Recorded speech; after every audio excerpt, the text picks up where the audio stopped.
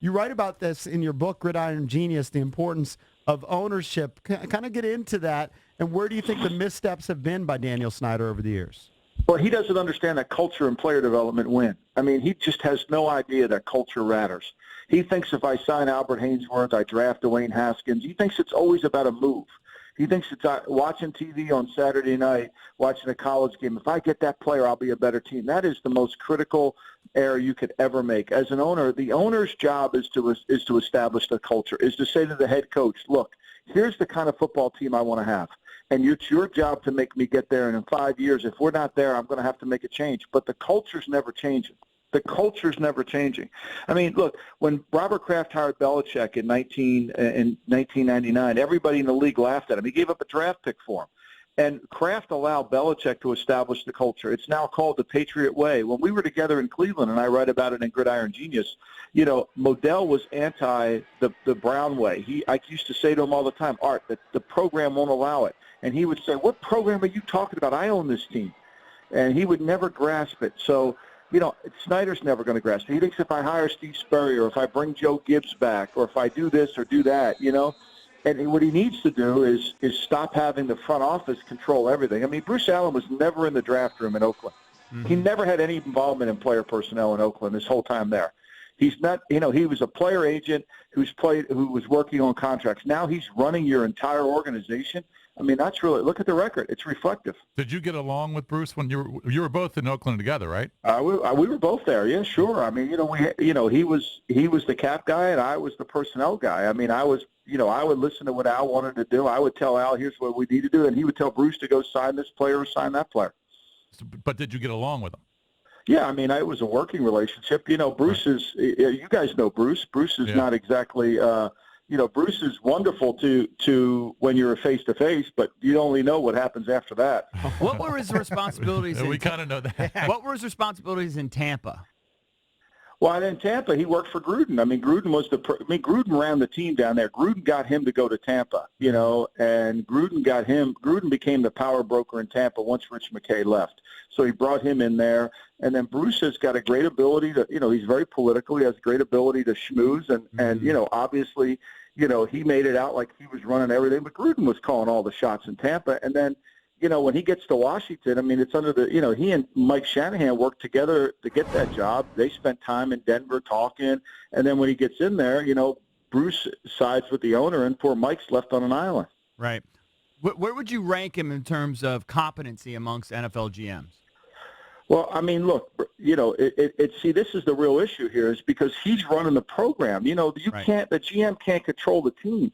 I mean, I lived with Al Davis for 10 years, and he owned the team, and you can't control the team. The head coach has to be the most important person in the organization, and he's got to be able to control what he tells the players. And so, you know, what Bruce does, I mean, look at his record. I mean, there's been no general manager that's been in his job as long as Bruce has that has that below a 500 winning percentage. Right. I mean, there just hasn't been. Right. So, so if Michael Lombardi is running the show, what would you do? Would you approach this season like the Dolphins are doing? Because the Redskins are in kind of this odd position they think where they're good. They always sort of 7-9. Well, they're delusional. 8-8, 7-9, 7-9. They're stuck. That's because they don't have a culture. They have no culture. Why do you think they have trouble in the training room? They have no culture.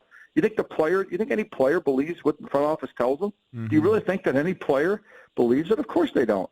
So if I were there, you know, I would tell Dan, look, we need to rebuild this organization from top to bottom. You know, we need to get this thing back to where we develop a culture. It's culture first. You know, I feel bad for Jay Gruden. Jay Gruden's trying to get fired. I mean, Jay Gruden probably, with the day they come in and tell Jay Gruden he can't coach a team anymore, he may be running around the parking lot like George Costanza. Oh, I mean, you know, party. We've been saying that for a few years. He can't wait to get. I mean, at least Jay understands it's incompetent. You can see in Jay's voice, and I mean, you could hear it in his voice. He knows. He's really content with it. I think that, look, the only way this is going to change in Washington, and I wrote about it in The Athletic, is they have to find a way. It can't happen during the season, but Dan's got to say, okay, go hire me a guy that can build a culture. But the problem with that is, Michael, we see this before, that Bruce Allen is so powerful in that front office that he runs off guys like Scott McCloughan. Until Dan Snyder can quit Bruce Allen, I think the culture is going to remain exactly the same. Oh, you're completely right. I'm talking about, Bruce has got to go. Yeah. It's like, it's like they said in when they were talking about Vito in The Sopranos, he's got to go, right? Like he's got to go. I mean, nobody's coming to work for Bruce. You think any coach of you think just let's say Josh McDaniels is the hot coach this offseason, right? You think Josh McDaniels walking in to work for Bruce Allen? No. They couldn't even get a D coordinator in here. Of course they can't. Yeah. Of course they can't. I mean, you think this is a secret? You think people are saying, No, of course Lombardi, you're brutally honest. I'm not. I'm just telling what people that work in the industry know what's going on. Well, what is Dan's issue? Because what's so interesting about Dan is he's been in the market for, 20 years now. You never hear from him. Nobody knows him. He won't make himself available. You literally never hear from the guy. I honestly don't know. Is he a stupid human? Does he have like a social disorder? I mean, what is it? I think and I wrote about this in The Athletic. Yeah. I think he's extremely loyal to ex-Redskin people. Yeah, I think he loves, I started the column off by saying both he and I share the same common love for the Skins. Right. And so if you have any part, I wrote the whole column and never mentioned Bruce's name in the column intentionally because it's really not about him. Really, Bruce is just the result of Dan's inability to understand and be honest with himself. And what Dan needs to do. I mean, if the definition of stupidity is doing the same thing over and over again. And I guess you would say, I mean, look, I mean, at some point, I don't think he intentionally wants to lose, but I think he wants to win his way. I think that's the problem. And he's never going to win his way. It's just never going to happen. He can win 4, 5, 6, 7 games, but he's never going to win his way. And there's a reason the season ticket base is so low. There's a reason he doesn't have a new stadium. It's one of the greatest franchises in sports. It is truly one of the greatest franchises in sports. And I say that with understanding them since the time I was 10 years old. I mean, I've followed this team, the uniform, the helmet, the whole thing. It's a shame what's happened to them. But here's what I think I can explain, Dan, to you the best. There's an old saying in Washington that says, we've never dedicated a monument to a committee. Mm-hmm. Okay, and then that's where the Redskins pretend they have this committee mentality, and then that committee mentality allows the Redskins and the front office and Dan to use another powerful line in Washington, which is plausible deniability, right? And so they have this committee, the Doug Williams, the head coach, all these people that are supposed to be involved in decision making. And then they have plausible deniability for the two people who ultimately make all the decisions. Yeah. Right. We're talking to Michael Lombardi, radio.com, Sports NFL Insider. He's got a podcast, The GM Shuffle. He's also the author of Gridiron Genius, a masterclass in winning championships and building dynasties in the NFL. Which they've never read in Washington. I promise you, they've never read in Washington. Well, here's another question for you.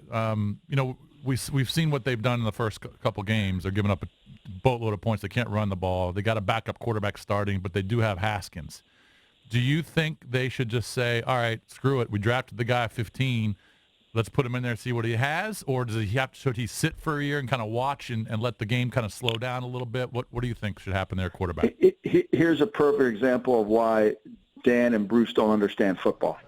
Jay Gruden can't stand in front of his team and say, Dwayne Haskins gives us the best chance to win. Right. And if you can't do that, if you do that and you lose complete credibility with the team.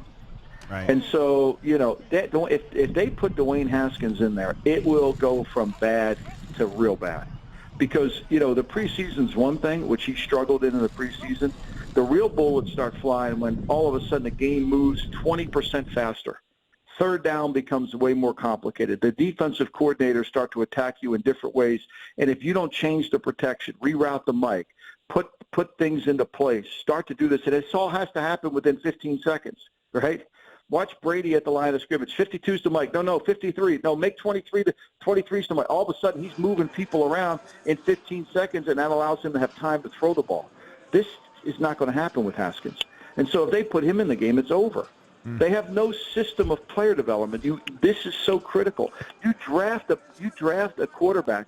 If you have a quarterback you pick in the first round, you have to have a backup offensive line that's really good. Because if you don't, you can't play him in the preseason because he's going to be running around for his life. Yeah. They don't even have a starting lineup or offensive line. Which is true. How do you handle the Trent Williams situation? How do you evaluate how they've handled it?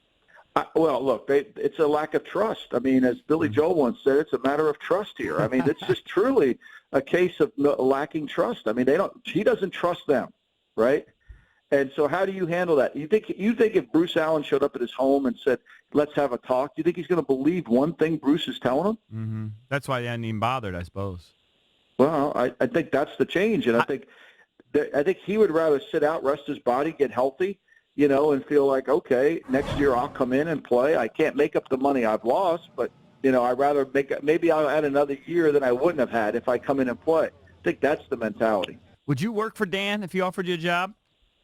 Would I work? I don't even know Dan. I mean, look, I don't have I've said hello to Dan, and that's about it. I mean, the only chance anybody has to work for the Washington Redskins if Dan says, you go out and hire the next head coach, and you make sure you build the culture, and I'll see you in 5 years. I mean, that's really the only chance you have. Yeah. And there's just no way. And to me, you got to rebuild his organization. You got to say to him, look, you got to just make a decision. Do you want to enjoy winning Super Bowls, or do you want to enjoy winning your way? Do you want to be mediocre, or do you want to win titles? And the only way we're going to have to win titles is to tear it down. Now, I will say this. You're a lot closer to winning titles if you get the right coach and the right culture in there, because there's some good players on that football team. Mm-hmm. But they're not in condition. They're not in great shape. They don't work very hard. Jay Gruden was 1-4 in games over 81 degrees, right? And that game last year in Tampa, seriously, we laugh. I mean, it's conditioning. I mean, the Patriots went down to Miami, and people were telling me the Patriots were in better shape than the Dolphins and dealing in the humidity. Patriots run hills every single day. It's so powerful to watch that after practice in October, Belichick doesn't even have to tell the team to go to the hill. They run to the hill themselves. Right. It's unbelievable. It's crazy. So, unless you're willing to do that, there was a sign in RFK Stadium, and I wrote this in the column. It said, SOS, save our skins, hire Lombardi. Vince Lombardi back in '69, and Edward Bennett Williams listened to the sign. If I were Dan Snyder, I would get on an airplane. I'd fly to Clemson, South Carolina, and I would tell Dabo Sweeney, look, my man, you need to come in here and you need to fix my team. Because he's the culture guy. He's going to create the culture you got to have. Right.